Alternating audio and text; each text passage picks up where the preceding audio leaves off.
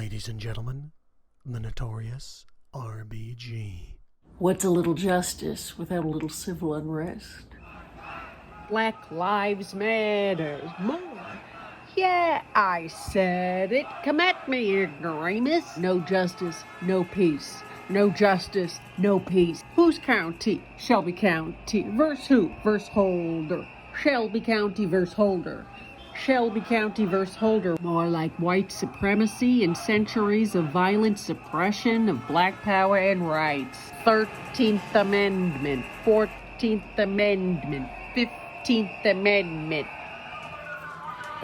Self-explanatory. I'm not wrong.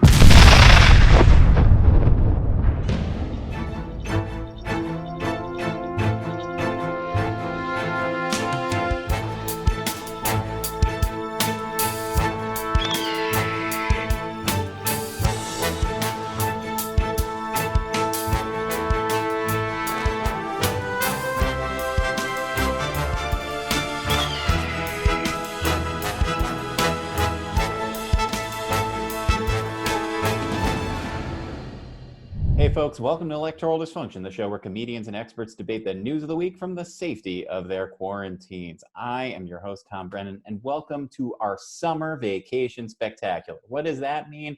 It means we're kind of taking a little bit of a break this week, but we got a lot of great special cameos and guest stars from some of our favorite friends who have done this show, favorite guests, and a few surprises. Before we get going, just want to remind you that this show has a Patreon account, and if you feel like sending a little bit of money to the people who make this show possible, please head over to patreon.com/electoral dysfunction. 100% of the money that we get will go to the people who've done this show. I'm not keeping a dime, but a lot of really great artists who, some of whom who lost jobs or lost work because of the quarantine and because of the pandemic, have donated their time and talents, and we're really thankful for them being here. So if you want to give a little bit back, head over to that. And I want to say a quick thank you to our friend Meg Griffiths-Anderson for that opening sketch. Always good to have the notorious RBG with us. And on that note, we're gonna take a few minutes to just talk about the news of the week with an old friend. So Ned Thorne, star white me to the guest. Joining us now for a look of the week from his own quarantine in Pennsylvania, our old friend James Heskey. James, how are you? I'm doing all right. I am, locked in here in Pittsburgh, which is like somehow being quarantined in Pittsburgh feels like the quietest you could possibly be. Right. Yeah. It's like, it feels like a city that was like designed for a quarantine. Yeah. I mean, like I left the house and I immediately started to go like put on a mask. I was just going for a walk and my brother was like, there just aren't enough people for that. You can just walk around. Go for what you can avoid people. I'm like, oh yeah, it's not population dense. Very nice. Pittsburgh. When you're here, you're alone for 15 days. Exactly. Yeah. I don't know what the Latin version of that is, but that's what's on our flag. Thank you for joining us for our summer vacation spectacular. We just wanted to make sure we got a quick check-in with the news of the week, and who better to discuss it than just two white guys figuring it out.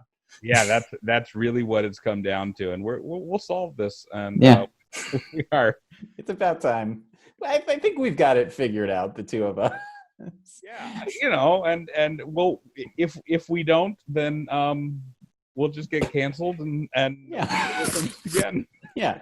And I mean, if we don't figure it out, we won't be the first two white guys to get it wrong and bounce back somewhere quietly months, years from now. Yeah, it'll be great. You and I will have a show on Compound Media in a little while. And we'll be on the Parler app. Just letting people know what we think. Oh man, I've had all these moments nowadays with all this sort of like every time a new terrible story about male behavior comes out, that it feels to me like the last scene in Planet of the Apes where I'm like, it was us, we were the problem. And it's like, of course that was bad. Yeah, here's where I have a problem with it. Is like, yeah, of course, like dudes are terrible, but it's also like people are just really bad. Like, yeah, like people really are terrible, and if we can even that out, like, we need to even it out so that men and women are equally terrible. And I think that's really the goal here. That's the goal. Yeah, that's the goal of the Trump years. It's rough when you're the worst part of the human race. It's a real ego blow. Just get it so that everybody is equally awful. That's my goal. Abraham Lincoln always said, you can't please all of the people all the time, but I believe you could disappoint all of the people all of the time if you really put your mind to it. Yeah. That should be on the back of our money. Yep. If you can see this, you're disappointed. Yeah, just on a $1 bill, it should just say, I'm sorry. Oh man, that would make that you know what? Let's get on that. Again, we'll just show up in Washington and be like, Treasury Secretary, we have no power, but we are 2 white men from the Northeast. So I'm pretty sure that means we at least get to go to the front of the line here. We do, great. We know you scrapped the Harriet Tubman thing, but we have other ideas. Yeah. We've got a compromise we think will make everyone happy. Yeah, they're just gonna put Aunt Jemima on the 20. Trump's gonna do that. Oh my God, Trump is gonna announce that at his convention, like part of his re-election platform. Let's put Aunt Jemima on the $20 bill. Oh Lord, what a depressing world we live in. It's not just the bad guys won. At least when Bush won, I was like, oh man, it's like the Legion of Doom, like Dr. Doom, Magneto, the best supervillain won, and now it's just the stupidest people have won. The most obvious ones have won. Yeah, just really dumb, stupid, evil people have won, like at the same time. It's like, well, this seems like where we're heading. So yeah, they outfoxed us.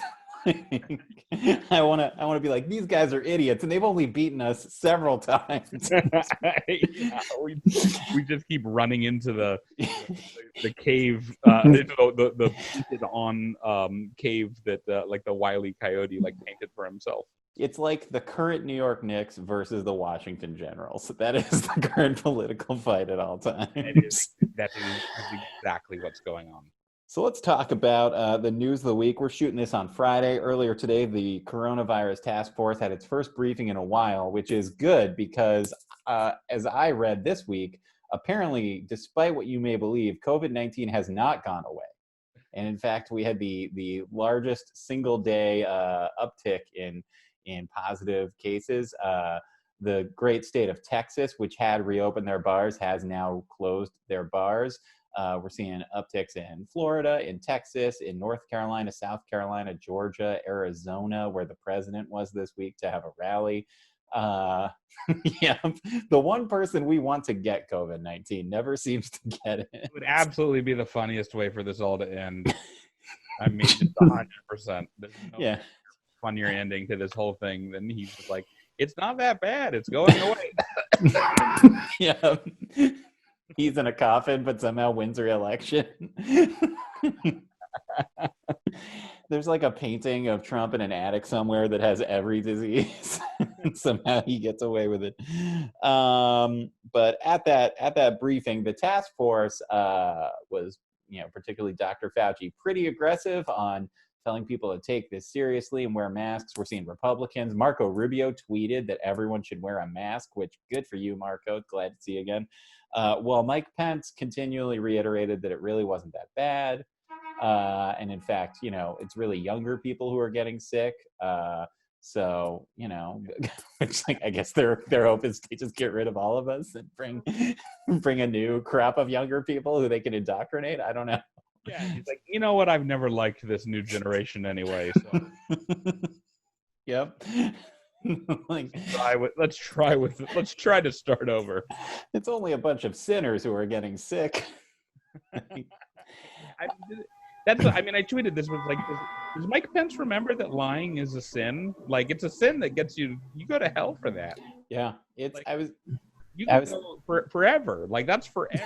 Forever, as opposed to the temporary hell. There's hells you can earn your way out of. Right. I think we're in one now. There's a bargaining. But yeah, I'm not sure about that. But he's going to be tortured in hell forever, according to him, for these lies. So that's a shame. I feel terrible for him. Like, it really makes me hope he does.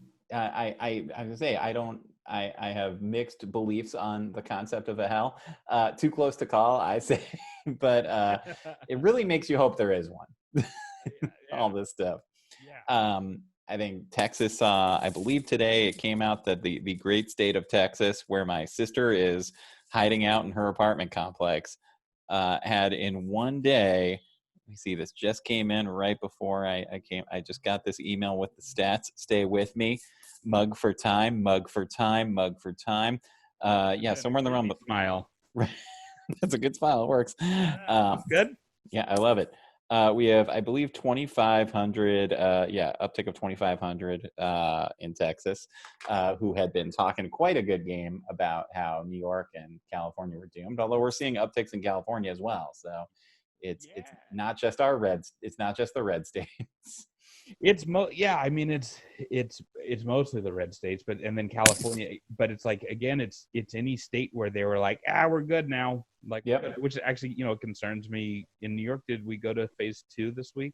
We went to phase 2 this week. That was like, I think that was happening right as I was leaving, and it's just like that, I don't know, that concerns me, where it's as soon as you, it seems like as soon as you start letting people congregate together and you give them the idea that this is kind of okay to do, just the cases come back immediately. So I wouldn't be surprised if we start seeing an uptick in cases in New York too. I mean, I have no idea, but it wouldn't shock me if it wouldn't in a couple weeks.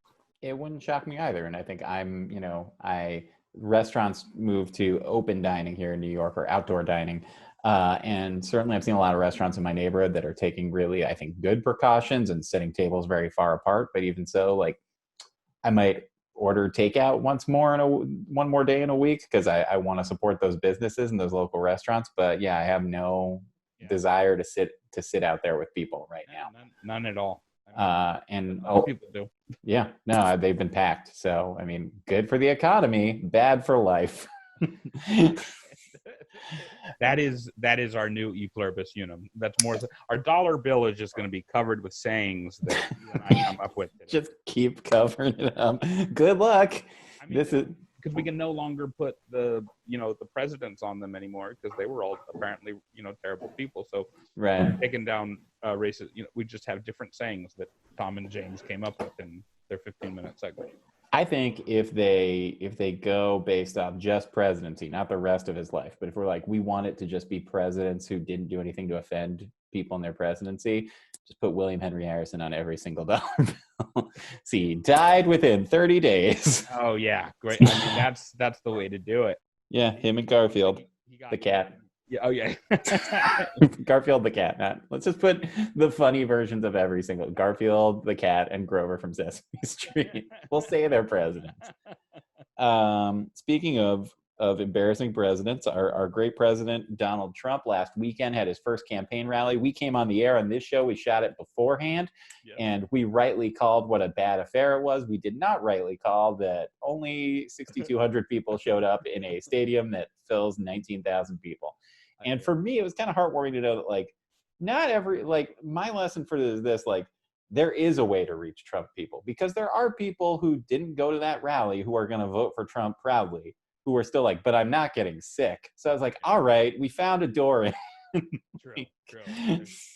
There's a self-preservation sort of side to them. But yeah, I mean, the articles about Trump freaking out after, like, during it and afterwards, and that video of him sad walking. Yeah, that was the greatest thing. I seriously, I had to read those articles in private mode. Like any article, I would just start by spitting on my hand. Like, Jesus. Those articles are so great. I mean, just hearing stories of him losing his mind over this stuff, that's he apparently just shouted, screamed at all of his staff backstage before he went out, which, having hosted improv shows, I was like, come on, man, sometimes people won't show up, get over it. I'd kill for 6,200 people at an improv show. It's so great. And then, like, he went out there and he just ate shit, and what's funny is, this was him, like, he emotionally, like, he needed this. Yeah. He needed this to go well. And I've had shows like that where you're just like, man, I've had a month of just shitty work. At least I have this good show lined up. I have a week at Helium or something. And then you go and the show fucking sucks. The crowds hate you. And now you're off your game. You're like, fuck, what am I doing with my life? Like, Yeah. I hate everything. And your go-to move is to show people that yes, you can drink a glass of water one handed. Yeah. Like, when in doubt, just, look, see, I did it. Yeah, I don't even think he used the hand that he was having trouble with, though. That's the thing. It's like, show us the other one. That's interesting. So he used the one that helped. That ended up helping. So anyway, I didn't think about that. That's right. He's still pretty messed up. And he spent so all he did is he needed this to go well because he emotionally needs these things. Like, this is the way he sort of like survives. Is it's like, I do these rallies, everybody pumps me up, and it makes me feel good. It strokes my ego, and it's the only thing he has going for him right now because he hates being president. Yeah. Other than this stuff. And so when that doesn't go well, he has nothing, and it's hilarious. So it's like, it's going to kill us all, but it's hilarious. Yeah, what a way to go. His staff needed it too. Like, that was all the reporting leading up to it. It's like they were doing this because the coronavirus moment had been so depressing for him. And they were like, well, let's do a rally to get him back in a great mood. And, I've been staff for a politician. I've worked in stressful things. I've worked for important people. I normally have a lot of sympathy for even people in those roles who I might disagree with. I have none. I was so happy that everyone involved failed. I could watch like everybody there. When you hear about staff members getting COVID, it's like, good. Yeah. You earned it, man. My one concern about that rally, like I think people are enjoying it, and rightly so. I am worried that I feel like there's a lot of people who have decided that rally means he's lost re-election. And I was just like, this guy is going to do everything in his power to, like, we know from John Bolton's book that he's asked China to help him get reelected. He's, Russia's probably going to help him.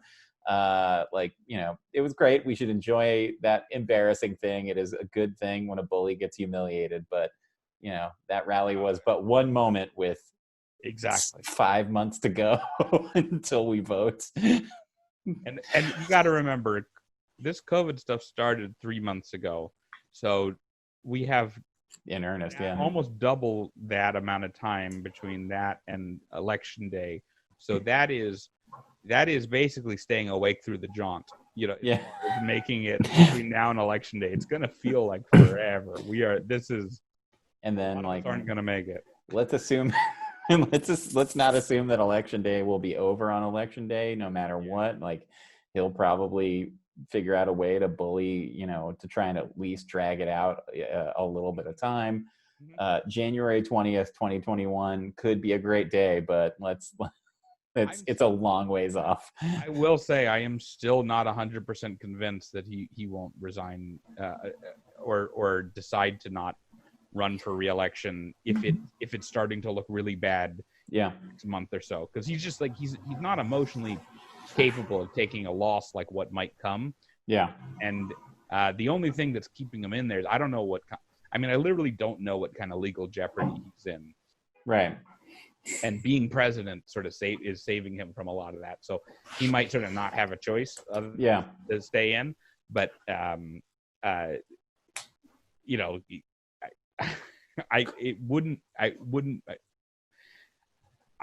anything could happen, and I would believe it at this point.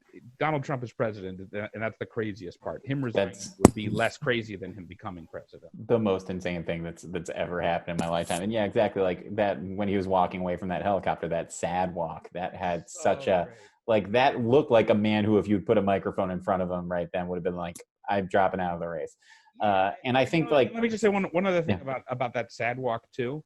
Just with as demented as he is, and I, not that I'm a medical person, but just like, I'll allow it. I have family members with dementia, and I've seen it. In order for him to be at one of those rallies, not only is there a psychological thing where he pumped himself up, but they absolutely have to just inject him and give him handfuls of uppers. So he's also at that point probably coming down off some pretty serious shit. So he is just wiped out from that's why also the day after the rally, I think he tweeted once. He probably was basically just he had no public appearances and was in tweet on a day where he should have been out there defending himself and talking about stuff, and he was probably physically incapable of doing it. So Yeah.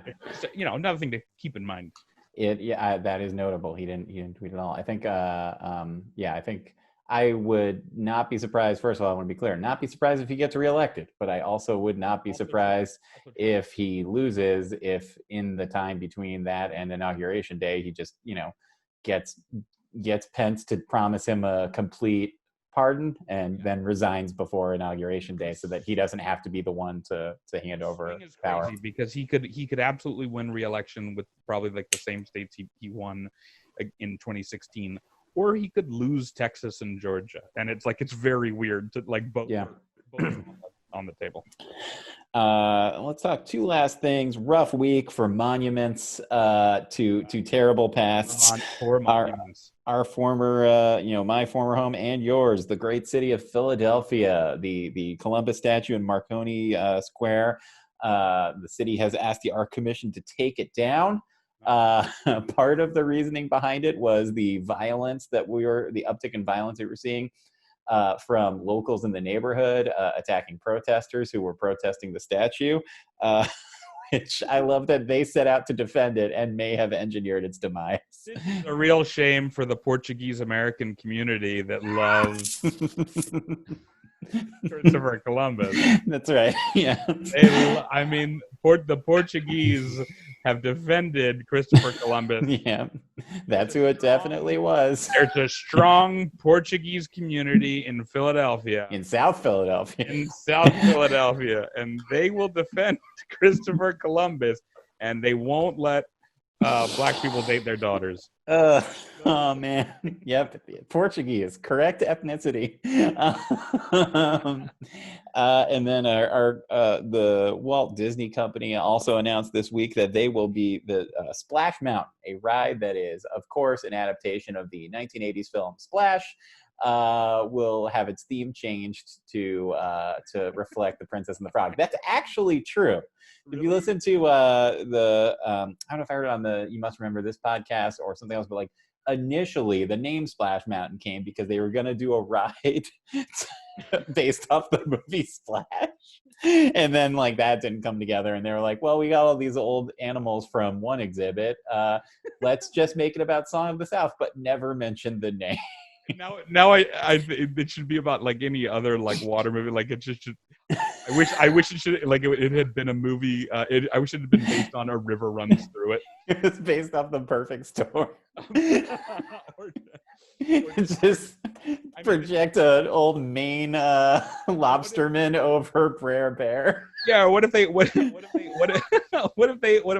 it and it's about that final scene from Bird Box? Exactly. Yeah. Everybody's got a blindfold on. Right. Yeah. And it just whispers your worst nightmares into your and then you drop. and then you drop. And I think that would be a much more terrifying ride. Sitting on Splash Mountain. Don't you want to know what your father really thinks of you? Drop. That would be awful. It wouldn't even drop at that point. It wouldn't need to go anywhere. Just you'd be sitting in a log flume, and it could just be whispering just stuff about like, by the way, your friends don't really like you. And, yep. And that's it.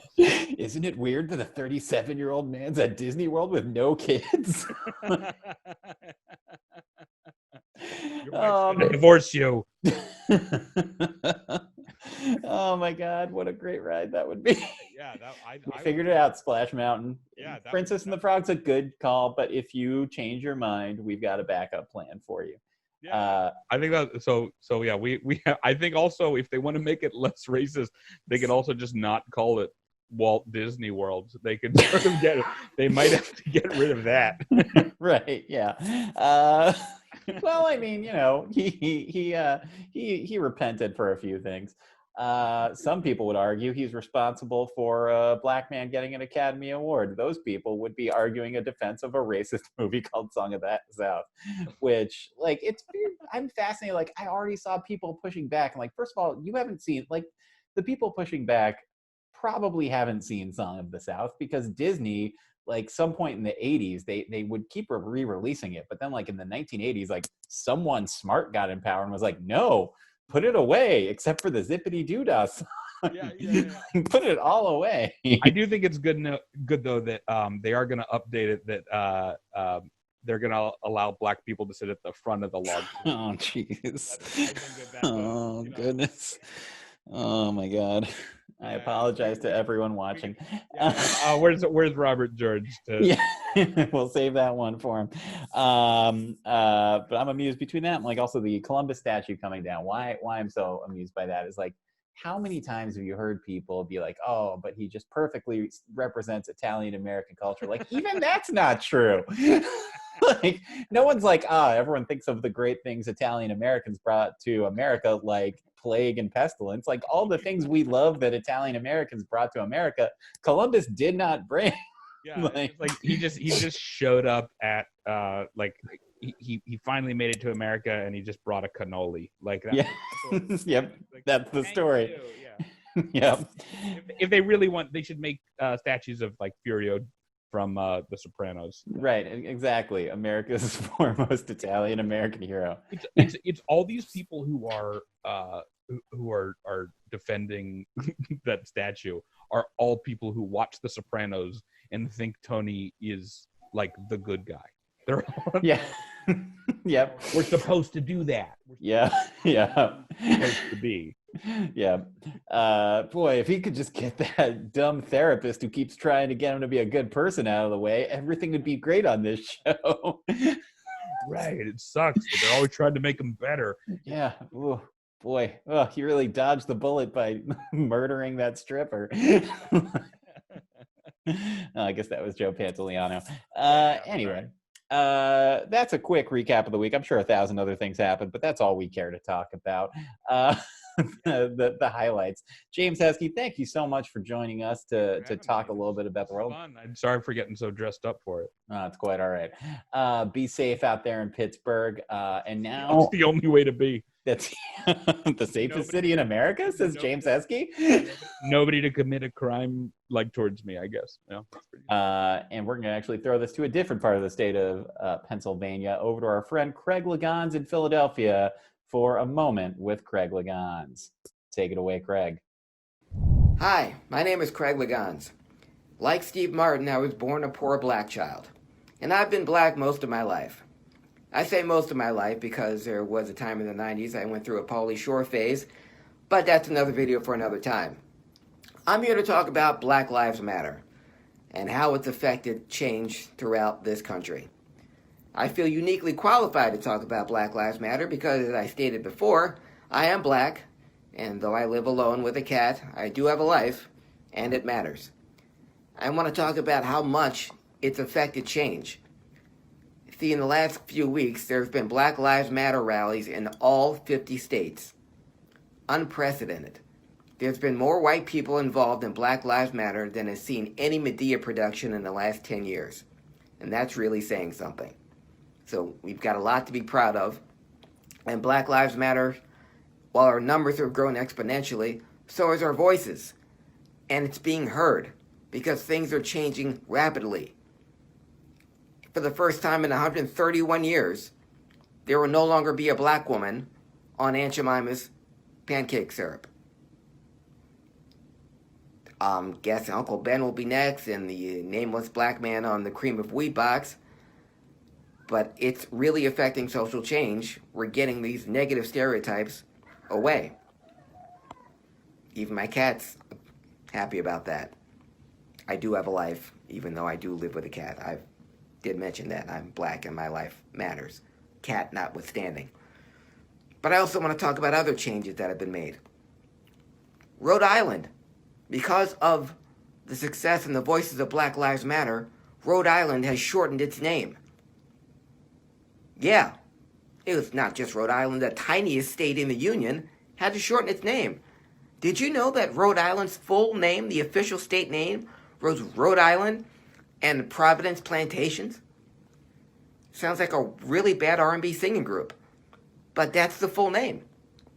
And it's being taken away. Just like, did you know that the full name of Birds of Prey was Birds of Prey and the Emancipation of Harley Quinn? Or that it was, the official title is Remo Williams, The Adventure Begins? And just like with anything connected with Rhode Island, you probably did know and you didn't give a shit.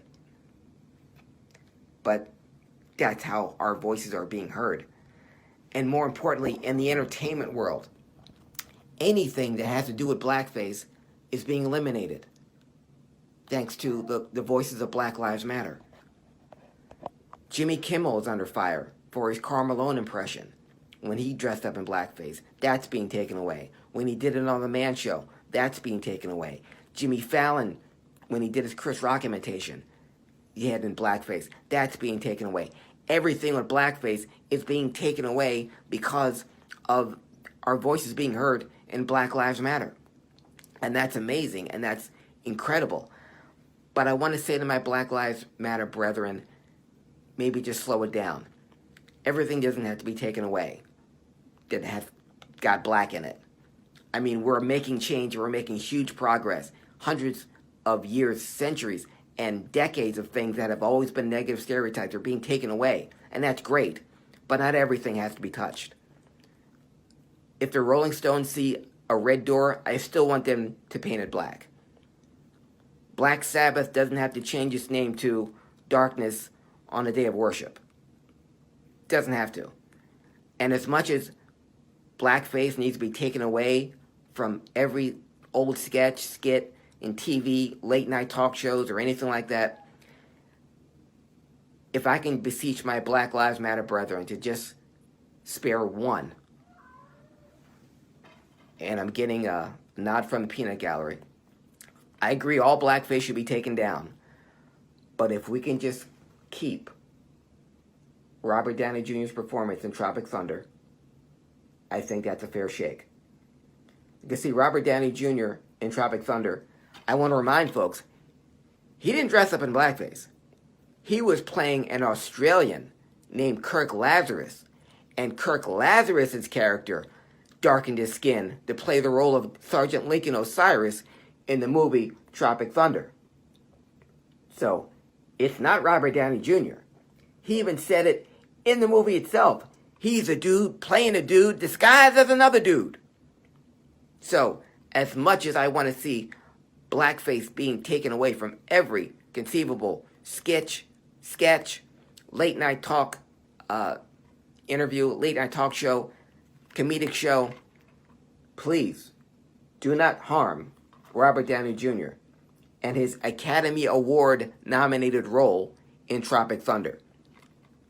Yes, Robert Downey Jr. was nominated for an Oscar for this movie. Heath Ledger won it that year, only because he died.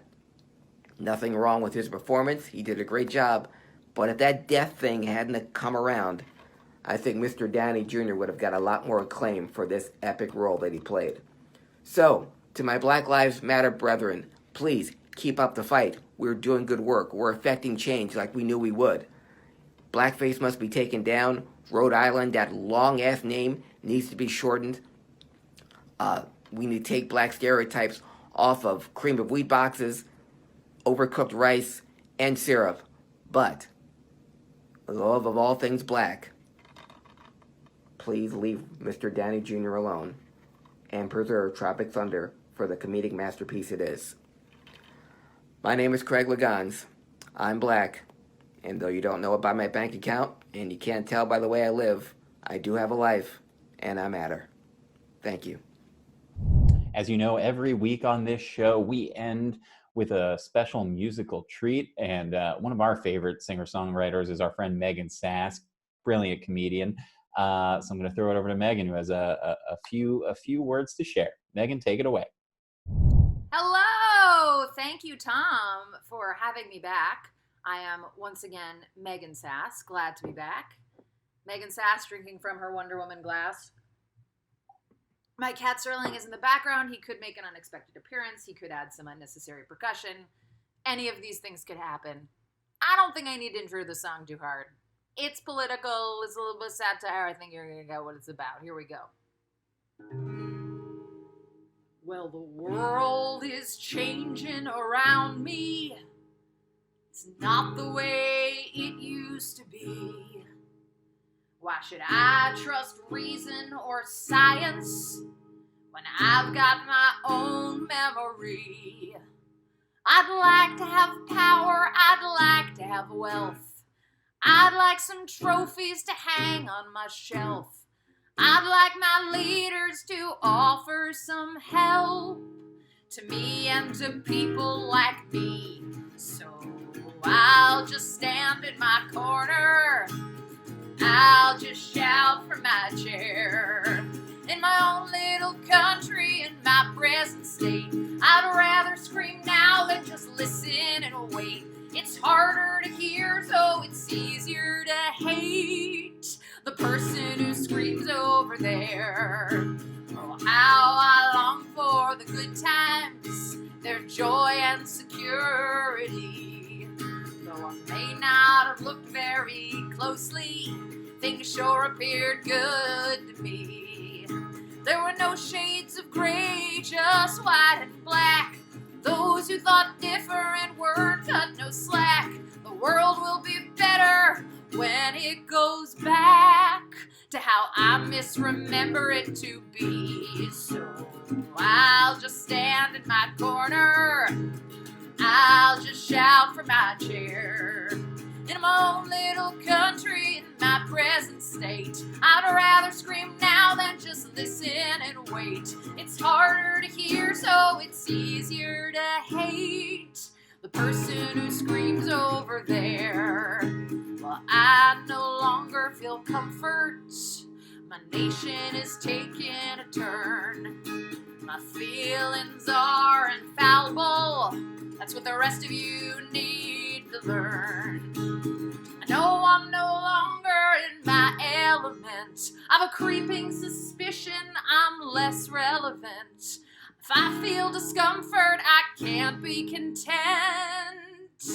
I'd rather just watch the world burn. Oh, I'll just stand in my corner, I'll just shout from my chair.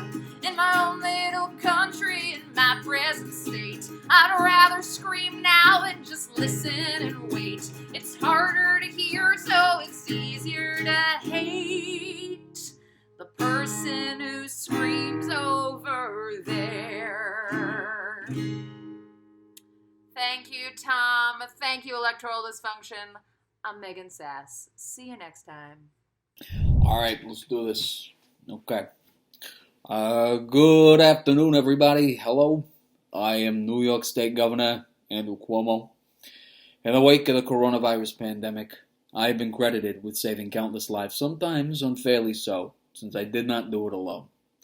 And that is why today I would like to address the secret to my success. Today I think it's finally time I address my mob ties. That's right. My mob ties. Ties for every occasion. Okay? Look, you're looking to quiet some protesters. You're going to need a mob tie. You want to side with the police for no apparent reason. You're going to need a mob tie. You got a press conference. You're going to need a mob tie. Everybody gets a mob tie. All right? My family's mob ties go back generations and originated in the old country. And they're going to make you look good no matter if you're making backroom deals with the MTA or simply making backroom deals with Amazon. And unlike other mob ties, mine were created right here in the great state of New York thanks to federal tax breaks. Seriously, I love a loophole. I mean, look at these loopholes. You can't do no better. And with all these different colors and designs, no one's going to notice that during an election year, you're basically repeating the same patterns over and over and over again, while only giving the illusion that you're going to change. You're not. I mean, lots of people have been asking me, hey, a mob tie is even, still a thing? They are. And, hey, my brother, Chris Cuomo, how do you think he got that job on CNN? You think it was talent? No, it was mob ties. Everybody knows. All right. Now, getting into them has never been easy, all right? Take any standard mob tie, right? All right. Now, you want to put it around your neck around an election year, and then as the election gets closer, you want to move further and further to the left, and then the second you're sworn in, you move to the center and you stay there. Hell, you're going to even go to the right. What are they going to do, impeach you? They won't, because they're intimidated by your mob tie. Yeah. Now, if you act now, I'll also throw in some of my syndicated crime rings. Now, these are great because they go right on your nipples.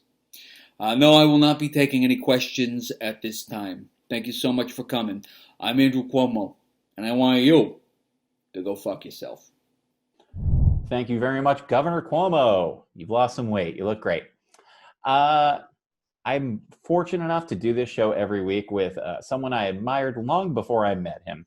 Editorial columnist for the New York Daily News, my buddy, my pal, and the man who puts the word pun in political pundit, Robert George. Robert, take it away. Well, hey there, Tom. We at Electoral Dysfunction have finally taken the whole socially distancing thing to its logical conclusion, and here we are, in completely separate silos, except for maybe a couple of us. Both the House and the Senate were trying to consider bills to address the issue of police reform, which is why we've had thousands of people marching in the streets for a full month. In fact, I think Friday marked exactly 1 month since the horrific death of George Floyd. And in the Senate, which is, remember, controlled by Republicans, the Republican offer on this was basically power of the purse. Tim Scott, who, yes, is the only Black Republican in the Senate, the bill that he offered would have forced or encouraged localities to do things like adopt body cams and put strict regulations in so they don't mysteriously turn off in the middle of an incident, and to encourage them to ban chokeholds if they wanted to get federal funding. So again, the Republicans want to try and do this more with a carrot rather than a stick. The Senate Democrats did not want to go along with this, and as we all know, in the Senate you need 60 votes even to start debate on controversial issues. And with only 53 Republicans in the Senate and 47 Democrats, they needed some Democrats to buy into this. And the Democrats said, no, we don't even want it. We don't think that this goes anywhere near close enough to what we want. We're going to walk away with it, which means that police reform essentially came to a standstill in the Senate at that moment. Later in the week, the House passed a much stronger bill that completely banned chokeholds, banned no-knock warrants, which were at the heart of the awful killing of Breonna Taylor in Louisville, and it passed the House. But Mitch McConnell has already said that bill is dead on arrival in the Senate. So this is where I think that the Democrats in the Senate screwed up. If they had allowed the Tim Scott bill to at least come to the floor, they could have added their own amendments to try and make it stronger, and even if it just went through the way the Republicans wanted to, the Republican-backed bill from the Senate and the House-backed bill in the Democrat-backed bill in the House would have had to have come to a conference. Would either side have gotten exactly what they wanted? No, but given the circumstances, given where Donald Trump is politically, I think anything that came out of that conference, he would be inclined to sign. And then the Democrats could have, maybe gone back and gotten something. I think this is one issue where they wanted the issue more than they wanted an actual substance. And that's bad, because anything can happen in the next 4 months. We don't know for a fact. Well, it looks very good for Joe Biden right now. Donald Trump could still win re-election, and then the Democrats might find that they don't get anything. So this is a bad call on their part. In fact, I would say perhaps for the second time in 163 years, the Democrats are on the wrong side of, dare I say it, a dreadful Scott decision. There you go. And of course, end of the week, we got the kind of blockbuster in the New York Times that said that it appears that the GRU, which is the Russian intelligence agency, the same one that helped oversee the spying and interference in the 2016 American election, they apparently were putting out bounties on coalition forces, including Americans, in Afghanistan over the last couple of years. And so in 2019, there were 20 American service members who were killed in Afghanistan. We don't know whether they were targeted because of this bounty operation by the Russians to the Afghanistan militia, but it's not out of the question. What's worse, the White House, the President of the United States, was made aware of this back in March, and were given some options of what they could do to retaliate against Russia. And guess what? 4 months later, they're still deciding what they want to do, which is, it's insane. That's completely and totally outrageous. The question is, what's going to happen on the Hill? Are the Republicans going to be outraged? Are they going to ask why the President of the United States didn't do something? Didn't send a strongly worded letter to Vladimir Putin? Doesn't look like it, because, well, of course it's an election year, but it wasn't an election year last year or the year before that. And right now, Republicans don't want to say anything to cross Donald Trump, even though he looks like he's in incredibly weak position right now. Tom Brennan's suggestion on this, for my little button on that, was, hey, Putin on the Blitz, which is just so obvious, which is one reason why, Tom Brennan sticks to hosting and I stick to punning. I think it's more appropriate to look at this, that this administration came in with lots of questions about Russia over its head, and it looks like it's going to be going out that way, or at least this term is going to be ending with even more questions about the relationship between Donald Trump and a certain President Putin, which means, of course, that ultimately Donald Trump came in as a bad president, and he's going out, Vlad to the bone. Thank you, Robert. And that's it for our show. Thank you for stopping by the Electoral Dysfunction Summer Vacation Spectacular. Thank you to Meg Griffiths-Anderson as Ruth Bader Ginsburg. Thank you to James Heskey for stopping by. Thank you very much to Craig Legans, Megan Sass, Andrew Kimmler as Andrew Cuomo, and my buddy, my pal, my lifelong chum, Robert George. I also want to say a quick thank you to Kevin Scott for the show animation, Joanne Harris for the show theme song, Declan Shelby, Jordy Belair for our show Eagle, and of course, the brilliant and bearded Ned Thorne for directing and putting this all together every single week. Now, to play us off, we're going to throw you over to Queens to my friend David Wade to play us out on this beautiful weekend. Ned Thorne, star wipe us to Queens. Hey everybody, I'm David Wade from Queens, New York, and I'd like to thank Tom once again for this opportunity to close out Electoral Dysfunction. This song is called Big Thing.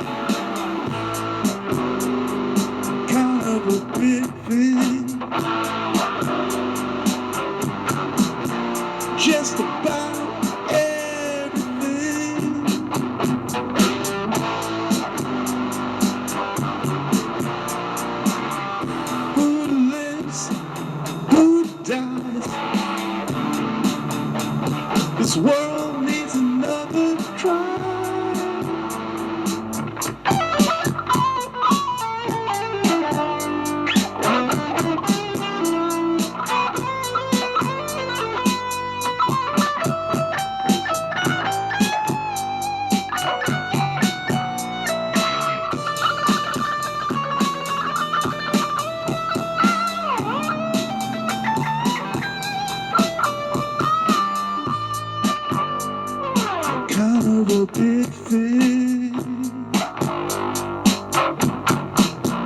Just about everything.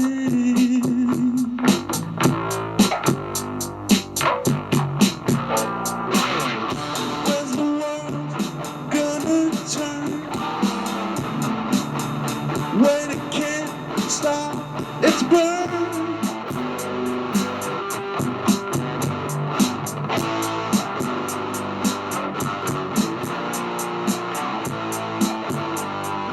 Take me to a place.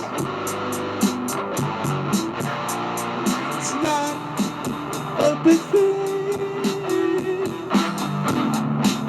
Where it's not a big thing. Take me to a place.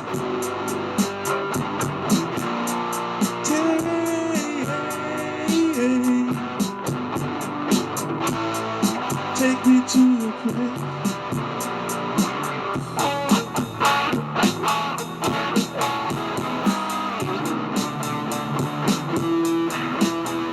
Where it's not a big thing.